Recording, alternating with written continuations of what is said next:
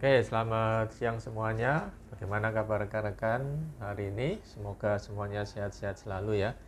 Nah, pada kesempatan kali ini tanggal 25 Februari tahun 2024 hari Selasa ya.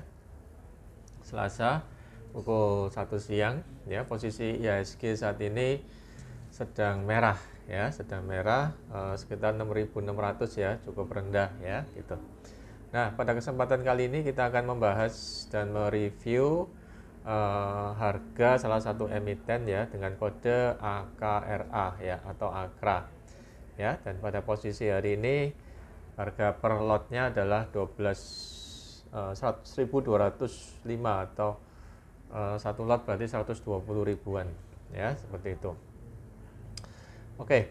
Nah, pertama-tama akan kita lihat dari jenis usahanya ya. Jenis usahanya mayoritas Akra ini bergerak di sektor energi, khususnya oil, gas sama coal ya. Jadi batu bara, gas, oil, kemudian dia juga punya beberapa pompa bensin dengan nama AKR ya, dengan afiliasi dengan BP ya kalau nggak salah ya. Di Surabaya ada beberapa tempat ya. Ya, namun tidak begitu rame ya, tidak begitu rame juga. Dan dia di daerah Jawa Timur, Surabaya dan sekitarnya, di Gresik ini juga ada perumahan yang atas nama dia ya, AKR ya, di daerah Gresik seperti itu. Dan ya sepertinya si perumahan saya prediksi ke depannya juga akan semakin oke, tapi bukan dalam jangka waktu pendek ini ya, mungkin 1-2 tahun lagi ya, seperti itu. Nah, kemudian perusahaan ini juga bergerak pada perdagangan distribusi BBM dan bahan kimia dasar.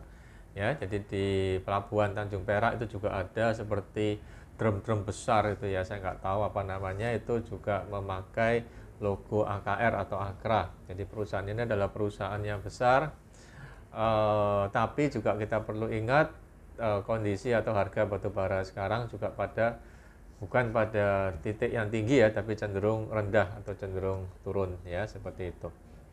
Nah, jadi model bisnisnya seperti begitu ya. Nah, kemudian juga kita lihat dari yang pertama saya perhatikan adalah ini ya, pemegang saham publiknya berapa banyak. Nah, di sini pemegang saham publiknya adalah 34% kurang lebih ya. Kita 34% ya, ini masih oke ya menurut saya. Oke. Nah, kemudian setelah itu kita lihat kita lihat ke IPS-nya. Ya, jadi ukuran kinerja keuangan tuh kalau dari saya pribadi saya melihat ke IPS, kemudian permodalan dan juga itu ya, dua indikator itu ya. Oke ya, dan nanti lagi juga yang lain ya, nanti saya akan ceritakan. Nah, dari sisi EPS dari tahun 2021 ada 55, 120, 139 dan terakhir 98.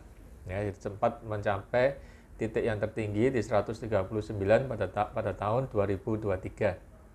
Tapi tahun 2024 menurun. Menurutnya jumlahnya cukup banyak ya. Cukup banyak ya, 40 per 130 berarti sekitar hampir 30% ya, cukup banyak. Nah, ini juga tekanan dalam bisnis batubara ya kayaknya ya, menyebabkan dia penurunan. Tapi kalau saya lihat secara manajemen mereka sudah dalam posisi bertahan ya, bertahan. Dan saya lihat ketika ada Expo kemarin ya, setahun yang lalu, itu juga manajemen kayaknya tetap dikerjakan atau dilakukan secara profesional gitu ya, yang waktu itu saya lihat ya gitu. Nah, kemudian yang menarik dari AKR ini adalah dividennya. Jadi sejauh ini perusahaan swasta ini tetap rutin membagikan dividen ya, bahkan bisa sampai tahun 2023 ini sempat 3 kali ya. Tahun 2024 itu meskipun dalam kondisi seperti itu tetap mereka bisa bagi dividen ya kan, tetap komitmen untuk bagi dividen ya, meskipun dalam kondisi yang lebih sulit ya di 2024. Dan kalau kita lihat dari harga saat ini ya, 1.200, maka dividen mereka yang 2024 itu bisa sampai 8,32%. Ya, jadi lumayan ya bagi yang kejar dividen ya gitu. Kemudian market cap-nya juga cukup besar ya, 24 triliun lebih. Nah, kemudian juga net profitnya masih lumayan 1,47 triliun dan PER di sini nggak setinggi dulu lagi ya. Jadi PER-nya udah turun 12,29% ya, 12,29% ini oke ya. Jadi turun ya. Jadi harganya ini terdiskon ya, harga diskon dengan PBV ya yang juga turun ya 2,24 ya, ini juga diskon. Jadi PER-nya oke, masih oke, PBV masih oke. Memang Akra ini 1-2 tahun sebelumnya termasuk tinggi ya, jadi PER dan PBV-nya tinggi, tapi untuk yang sekarang sudah terdiskon ya, seperti itu ya. Nah, cuman yang saya agak waspadai adalah utangnya dia ya. Ini utangnya cukup tinggi ya, 1,5 kali dari modalnya. Nah, ini salah satu poin yang mungkin saya nggak masuk dulu ya di sini ya, atau nggak beli dulu meskipun sudah punya beberapa lot, tapi saya nggak nambah lagi karena utangnya masih 1,5 kali ya, seperti itu ya. Nah, di sini kelihatan bahwasannya perusahaan ini rutin membagikan dividennya ya, rutin ya, seperti itu. Nah, ini menjadi nilai positif bagi yang dividen hunter ya, yang kejar dividen, ini jadi nilai positif. Tetapi kita harus ingat untuk tahun 2025 bulan 2 ini kita lebih milih tipikal yang konservatif aja ya. Jadi kita nggak berani yang kejar-kejar dividen yang besar, tapi kita pilih amannya aja dulu ya, gitu.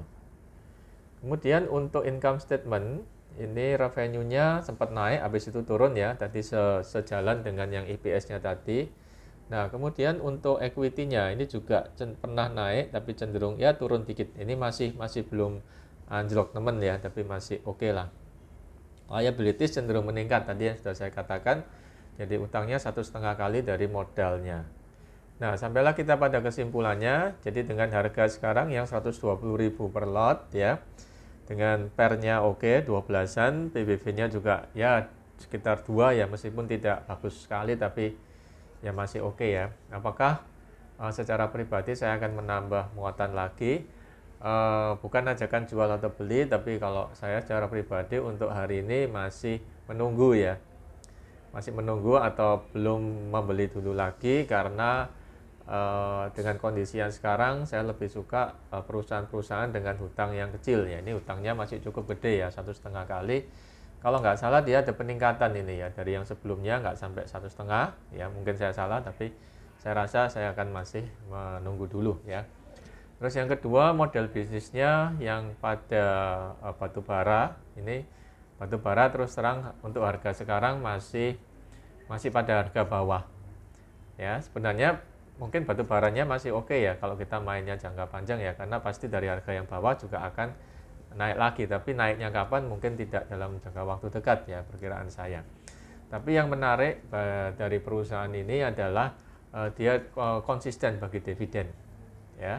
Nah, tapi juga dividen itu di tengah situasi sekarang juga bisa jadi side effect ya, karena harusnya dia mempertahankan kinerjanya, nggak bagi dividen dulu, tapi dia karena rutin bagi dividen, dia baik pada investor, dia bagikan gitu ya. Dan itu bisa, kalau dia memang mestinya betul-betul memerlukan, mungkin dividennya bisa dikurangi ya, seperti itu ya.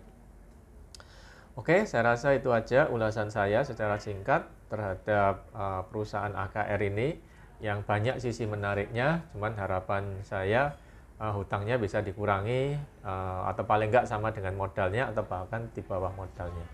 Oke, sekian dan terima kasih, semoga bermanfaat dan sehat selalu.